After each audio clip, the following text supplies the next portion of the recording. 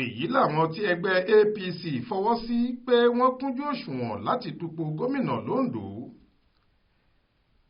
Ìgbìmọ̀ tí ẹgbẹ́ All Progressives Congress lórílẹ̀‐èdè yìí gbé kalẹ̀ láti ṣe àyẹ̀wò fáwọn tó fẹ́ díje nínú ètò ìdìbò gómìnà tó ń bọ̀ lọ́nà nípínlẹ̀ Ondo nínú oṣù kọkànlá ọdún 2024 yìí ti ní gbogbo àwọn olùdíje tí wọ́n gba fọ́ọ̀mù ni wọ́n kúnjú òṣùwọ̀n láti díje lẹ́yìn àyẹ̀wò tí àwọn ṣe fún wọn. Gómìnà ìpínlẹ̀ Ondo Honorable Lati Ayedatiwa wà lára àwọn olùdíje ẹgbẹ́ APC tí ìgbìmọ̀ ọ̀hún èyí tí ọ̀jọ̀gbọ́n Abdulkareem Kana jẹ́ alága rẹ̀ buwọ́lù pé wọ́n yege láti kópa nínú ètò ìdìbò abẹ́lé ẹgbẹ́ APC èyí tí yóò wáyé lógúnjọ́ oṣù kẹrin ọdún yìí. Ọ̀jọ̀gbọ́n Kana sọ nínú àtẹ̀jáde tó fi síta pé kò sóòótọ́ nínú ẹ̀sùn tí ọ̀kan nínú àwọn olùdíje ìyẹn Olúgbénga Ẹ̀dẹ́mà fi kan Ayedatiwa pé ayédèrú ni ìwé ẹ̀rí oníwèé mẹ́wàá tí Ayedatiwa fẹ́ lò láti fi díje dupò gómìnà.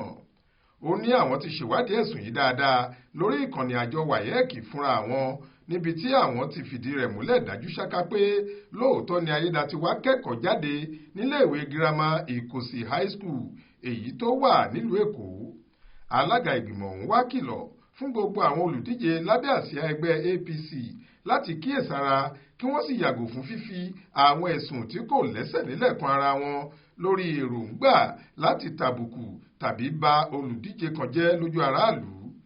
Ó ní gbogbo àwọn tó gba fọ́ọ̀mù lábẹ́ ẹgbẹ́ òṣèlú All Progressives Congress làwọn ṣe àyẹ̀wò fún dáadáa kí àwọn tó buwọ́lù wọn gẹ́gẹ́ bí ẹni tó yẹ láti kópa nínú ètò ìdìbò abẹ́lé tó ń bọ̀ lọ́nà ọ̀hún. Àwọn tí ìgbìmọ̀ ọ̀hún buwọ́lù orúkọ wọn ní gómìnà Lati Ayedatiwa,